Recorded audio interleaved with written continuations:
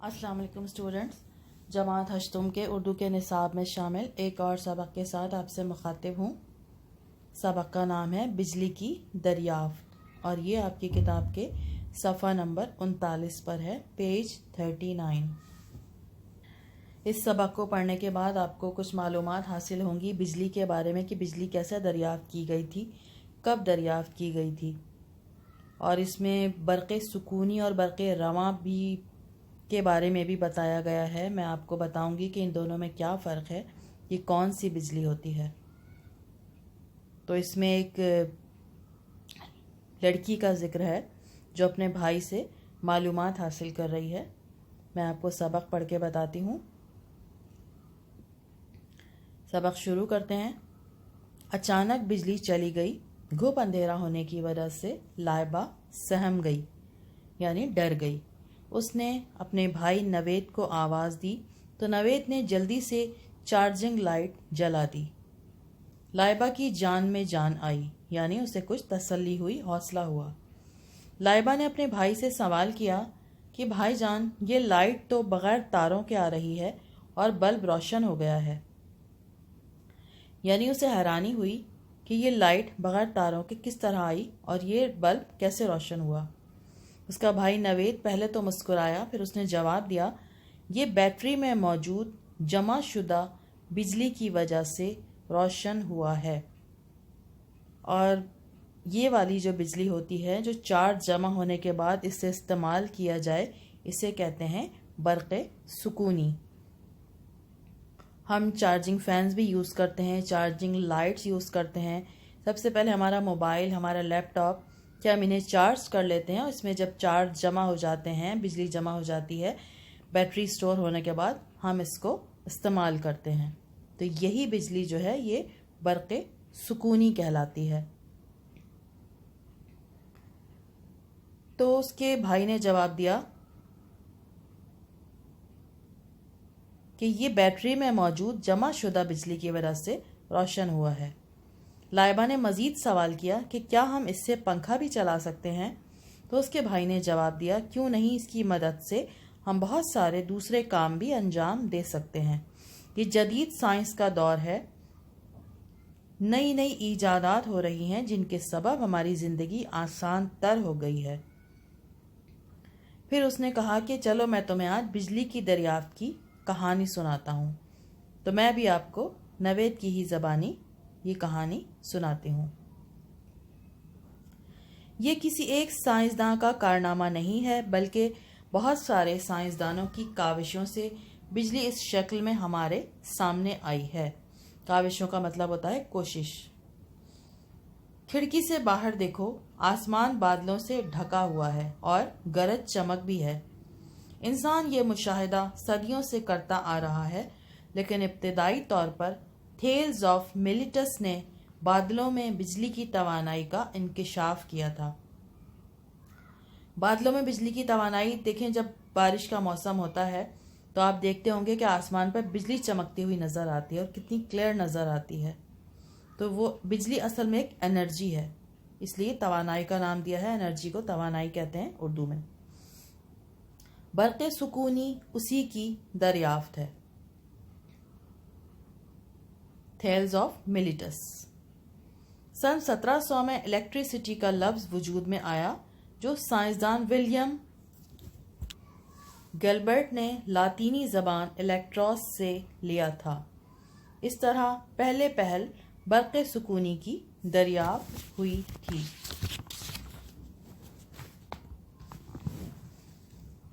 लाइबा ने मज़ीद सवाल किया, बरक़े सुकूनी दो चीज़ों के रगड़ने या टकराने से पैदा होती है, क्या ये तारों में नहीं बहती, यानी तारों में नहीं चलती, तारों से नहीं गुजरती। तो उसने जवाब दिया कि सर्दियों में महसूस किया होगा, तुमने सर्दियों में महसूस किया होगा कि स्वेटर जिस्म से चिरचराहट की आवाज़ के साथ चिपक जाता है। दरअसल ये बरक़े सुकूनी की वजह से होता है। बेंजामिन फ्रैंकलाइन ने बादलों की गरज चमक के दौरान फ़ज़ा में एक पतंग उड़ाई जिसकी दुम से دھاتی کیلیں لٹکا دیں۔ اس کی توقع کے عین مطابق لوہے کی کیلوں سے شرارے پیدا ہوئے اور اسے زور سے جھٹکا بھی لگا۔ شرارے چنگاریاں۔ یہ بہت خطرناک تجربہ تھا۔ اس تجربے سے اس نے یہ ثابت کیا کہ بجلی مختلف دھاتوں سے گزر سکتی ہے۔ یہ آپ کو بھی پتہ ہے کہ کرنٹ جو ہے وہ کن کن چیزوں میں آتا ہے، جو میٹل ہوتے ہیں اس میں سے کرنٹ گزر سکتا ہے، بجلی گزر سکتی ہے۔ اکثر لوگ بجلی کی دریافت کا سہرا بینجامن فرینک ہی کے سر باندھتے ہیں، لیکن سن 1936 میں سائنسدانوں نے پرانے زمانے کے برتن حاصل کیے جو کہ ایک بیٹری کا تصور دے رہے تھے، کیونکہ اس میں دھاتوں کی پلیٹیں موجود تھیں۔ اس سے ظاہر ہوتا ہے کہ بجلی کا استعمال بہت پرانا ہے۔ اب میں آپ کو بتاؤں کہ برق رواں کیا ہوتی ہے۔ برق رواں وہ بجلی ہوتی ہے جو ہم یہ گھروں میں استعمال کرتے ہیں، جو لائٹ ہمارے گھر میں آ رہی ہوتی ہے، جو وائرنگ کے ذریعے ہمارے گھر میں آتی ہے، تاروں میں چلتی ہے اور یہ سٹور نہیں ہوتی۔ یہ والی بجلی جو ہے یہ برق رواں کہلاتی ہے۔ اور برق سکونی میں نے آپ کو بتایا کہ وہ بجلی جو چارج کی جا سکے، جمع کی جا سکے۔ ہمارے U P S, mobile, laptops, charging lights, charging fans, یعنی چارجنگ سے چلنے والی جتنی بھی چیزیں ہیں، ان میں جو بجلی استعمال ہوتی ہے وہ برق سکونی ہوتی ہے۔ مائیکل فیراڈ نے واضح کیا کہ برق رواں کیا ہے۔ اسی طرح ہنری کیونڈش نے ایسی چیزوں کی ایک لسٹ بنائی، فہرست بنائی جن میں سے بجلی گزر سکتی تھی، یعنی رواں ہو سکتی تھی، چل سکتی تھی۔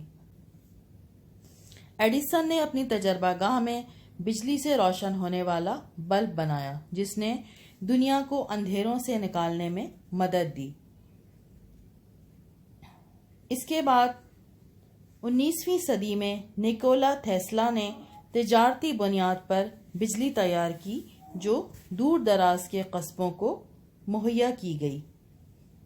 آج کل یہ بجلی ڈیموں کے ذریعے تیار کی جا رہی ہے۔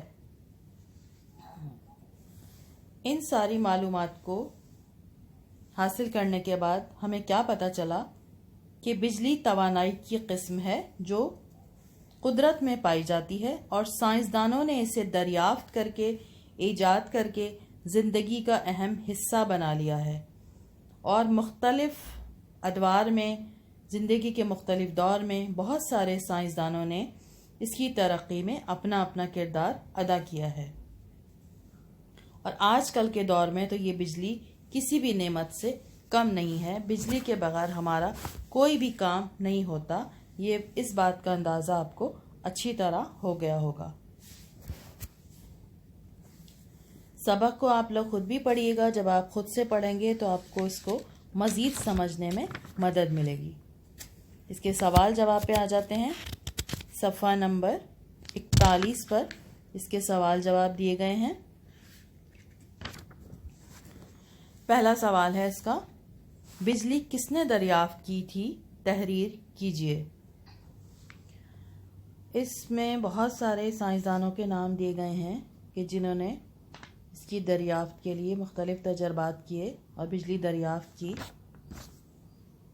سبق کے شروع میں صفحہ نمبر 39 پر جو لکھا ہے کہ ابتدائی طور پر تھیلز آف ملیٹس نے بادلوں میں بجلی کی توانائی کا انکشاف کیا تھا، اور برق سکونی اسی کی دریافت ہے۔ تو یہاں پر تھیلز آف ملیٹس کا نام بھی لکھا جا سکتا ہے۔ اگلے صفحے پہ مائیکل فیراڈ کا ذکر ہے، پھر لکھا ہے بینجامن فرینک۔ تو ان میں سے کسی بھی سائنسداں کا نام لکھا جا سکتا ہے۔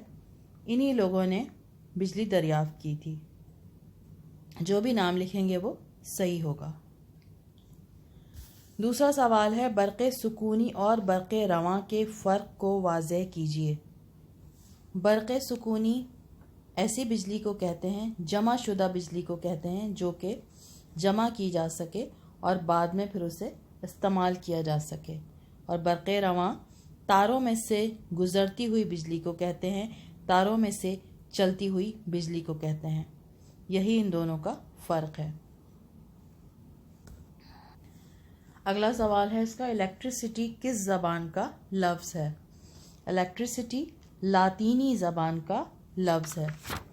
ये आपके पेज 39 सफ़ा नंबर 39 की आखिरी लाइनों में लिखा हुआ है, यहाँ से आप देख सकते हैं।